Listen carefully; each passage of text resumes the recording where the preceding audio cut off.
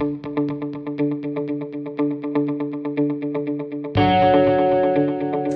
everybody, welcome to our first episode of the Professional Personal Trainers Academy.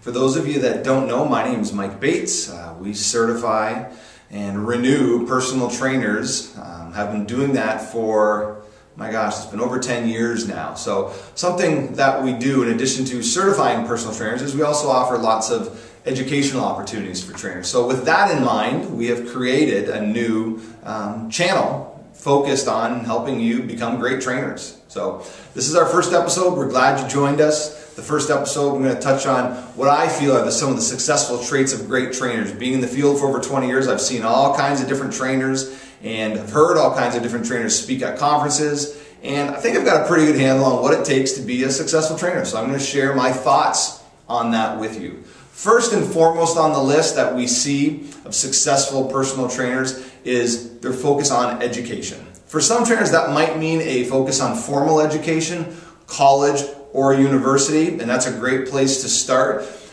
I do not believe you have to have a formal education in college or university to be a great trainer. There's definitely nothing wrong with it, but not everyone's in a position to have that opportunity in front of them for all kinds of different reasons. So beyond the formal education, obviously I feel very strongly about a respected certification body. So you need to go through a certification process, in my opinion, that requires you to write an in-person exam and also get evaluated in a practical way. That's a big part of the certification process that we promote. Once you've been certified, the single biggest thing, in my very strong opinion, that separates great trainers is their decision to continue to educate themselves. We see it happen all the time, whether you're a college or university graduate, whether you have neither one of those things and you've just gone through the certification process. Once someone has been certified, they feel like they've accomplished everything they need to accomplish. Well, that's the biggest mistake you could possibly make. That certification opens up a door for you, and that is it. If you want to come running through that door and be successful, you need to continue to invest in yourself. That could be through other courses, other certifications. It could be through workshops, conferences, subscriptions to higher level magazines. I'm not talking about consumer-based magazines that you'd find on the magazine stand at a grocery store, at a convenience store. Those are really focused on the consumer. Higher level things that are focused on professionals working in the field. So those are choices that you're going to make, and it's going to require an investment on yourself. And really, you're investing in yourself. So to go away to a weekend workshop to learn about a new program design concept, to learn about some new nutritional programming, to learn how to motivate clients, to learn how to build your business. Any of those things are what we're talking about when we talk about continuing education. Technically, if you're listening to this, most of you guys know, you're supposed to do that on your own. Just to maintain your certification, each year you have to continue to educate yourself. The reality is, as an industry, most gyms don't follow up with trainers to make sure that they're doing that. So it's really on you to make sure that you're investing back in yourself. So in my opinion, number one on the list is investing in yourself in ongoing education. I've been in this field for over 20 years, and a year has never gone by where I haven't gone to at least 2 fitness industry events where I'm learning new things. So if after 20 years I can keep learning, I feel pretty strongly that you can keep learning as well. So education is number one on the list of successful personal trainers. Number 2 on the list is client results.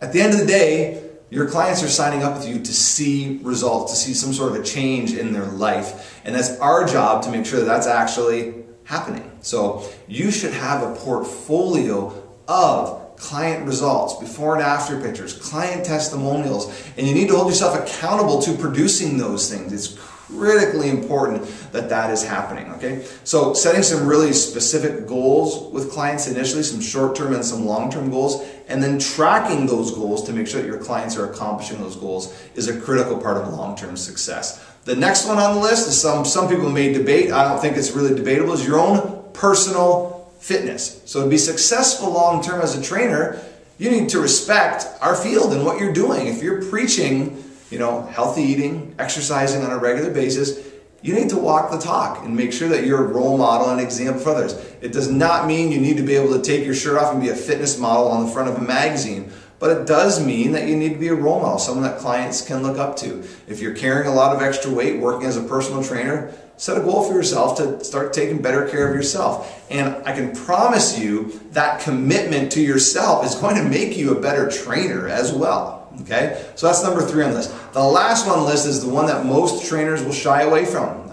It's not something that they're comfortable with, and that's building your business skills. So that's the sales and marketing side of the business. If you want to be successful long-term as a trainer, you need to know how to retain clients. You need to know how to get new clients. And really, long-term, you also need to know how to hire and train other trainers to save yourself some time. You need to be on top of current business trends. So a big trend the last 5 to 10 years, so it's really not a trend if it's been around for 5 to 10 years, has been something like small group training. Most trainers are still doing old school one-on-one private training.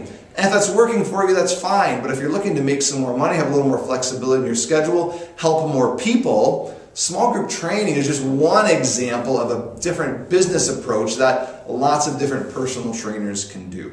Lots of people out there to learn from. There's some great websites, great tools out there. You can learn from a lot of great experts at fitness conferences and fitness workshops about the business side of personal training. But that's really the side that most personal trainers will drop the ball on. They feel like, I'm great, I love helping people, I can design these unbelievable programs, but at the end of the day, if you don't recognize that running a personal training business is exactly like running any other business, you're not going to be successful long term. So thanks for listening. I hope you enjoyed our first episode. In my opinion, those are the 4 big time habits of great successful trainers. You're going to be hearing from us once a week. Lots of different topics to bring up, and hopefully you'll enjoy listening to what we have to say. If you've got any suggestions, shoot us off an email, make a comment. Thanks for listening as always. Mike Bates from the Professional Personal Trainers Academy.